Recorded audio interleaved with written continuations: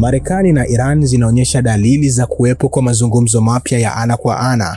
Sasa macho yote yanatazama nchi hizo mbili ikiwa zitafanya mazungumzo au vita vitaendelea.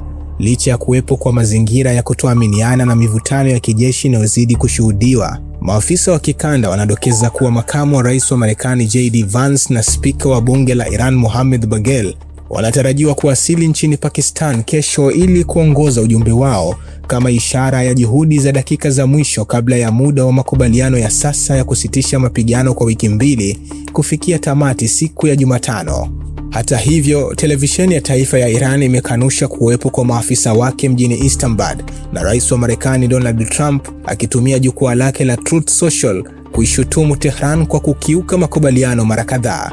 Hali hiyo imechochewa zaidi na matukio ya hivi karibuni katika Ghuba ya Oman, ambapo Iran imetishia kulipiza kisasi kufuatia shambulio la manowari ya Marekani dhidi ya meli ya Iran, tukio ambalo Tehran imelitaja kama uharamu wa kivita. Marekani ilidai kuwa meli hiyo ililengwa kwa sababu ilijaribu kukwepa zuio la majini.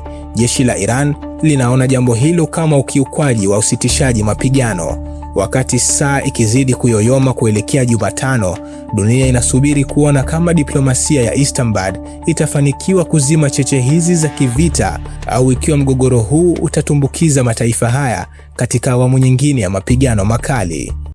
Al Bashir TV, dunia na Afrika kwa lugha yetu.